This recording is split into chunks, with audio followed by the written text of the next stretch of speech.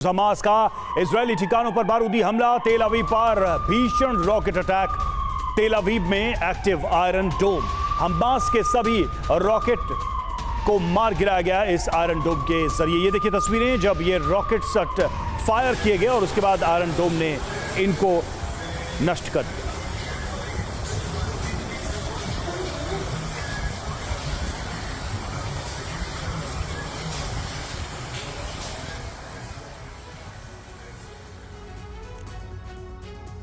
और जमीन पर लाखों सैनिकों के साथ साथ हजारों टैंकों का प्रवेश ये बताता है कि गाजा अंतिम जो गाजा का इलाका है वो बिल्कुल अंतिम सांसें ले रहा है। हमारे साथ कर्नल शुक्ला है और इस मैप के जरिए जरा कर्नल शुक्ला बताइए, ये जो गाजा पट्टी का पूरा इलाका है इसको जिस तरह से घेराबंदी हुई है उसको हमने मैप में दिखाया है, लेकिन डबल चुनौती यह है कि लेबनान से हमला हो रहा है। हालांकि इसको तो निस्तेनाबूद किया जा रहा है, लेकिन गाजा पट्टी को खत्म करने का जो इरादा लेकर इजरायली फोर्स घुसी है वो कब तक कामयाब हो पाएगी, ये सबसे बड़ा सवाल है। इस पहले भी हमने सुना था कि गाजा पट्टी का जो युद्ध है ये बहुत लंबा चलने वाला है। ये लंबा इसलिए चलने वाला है कि जब ग्राउंड फोर्सेस इसके अंदर एंटर करेंगी, ये पूरा area northern Gaza and south Gaza ये पूरा का पूरा रिहायशी एरिया है, बहुत बहुत बिल्डिंग है इसके अंदर और एक एक बिल्डिंग को आपने एयर स्ट्राइक से ध्वस्त तो कर दिया गया है, लेकिन वही आपके रास्ते में ऑब्स्टिकल भी बन गई हैं।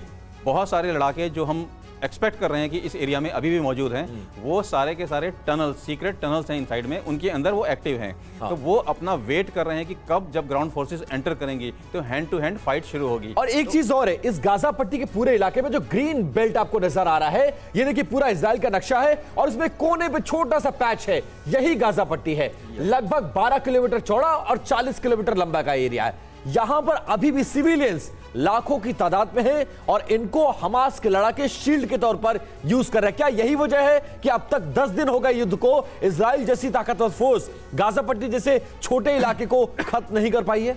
ये भी एक बहुत बड़ी वजह है। इसके अलावा दूसरी वजह इसके ये है कि इजराइल के सारे होस्टेजेस इस एरिया में ही रखे गए हैं और उसी को शील्ड करने के लिए सिविलियन पॉपुलेशन का भी यूज किया जा रहा है। तो डेफिनेटली इजराइल फोर्सेस के लिए चुनौती है कि वो, लेकिन इजराइल इस बात का सम्मान कब तक करेगा, यह भी एक बड़ा सवाल है। और इस बीच देखिए एक बड़ी खबर आ रही है, उसका रुख कर लेते हैं। अश्कलोन में हमास का हवाई हमला देखने को मिला, एक साथ दागे गए 100 से ज्यादा रॉकेट। इजरायली सेना का बहुत बड़ा दावा, आयरन डोम ने हर हमले को नाकाम कर दिया गया। और देखिए रह रहकर इजराइल के अलग अलग शहरों पर, चाहे तेल अवीव हो चाहे अश्कलोन हो, हर जगह इस तरह के हमले देखने को मिल रहे हैं और सबसे बड़ी भूमिका आयरन डोम निभा रहा है।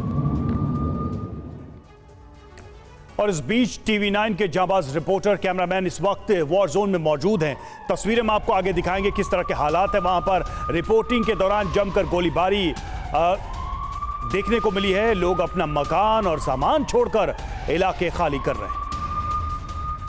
हमास की तरफ से जो रॉकेट फायर किए गए उनसे कई जगहों पर इस तरीके की बड़े डिस्ट्रक्शंस या फिर बड़े आपको अटैक्स नज़र आ जाएंगे। आपको ये भी नज़र आ जाएगा कि किस तरीके से तबाही मची इजराइल के इलाकों में, और जिसके बाद लगातार अब इजराइल ने भी इन इलाकों में फायर करने शुरू कर दिए हैं। आप अब इन नज़ारे देखिए इन चीज़ों के, और हम आपको सिर्फ दिखाने की कोशिश कर रहे हैं कि इस समय के क्या ताज़ा हालात हैं।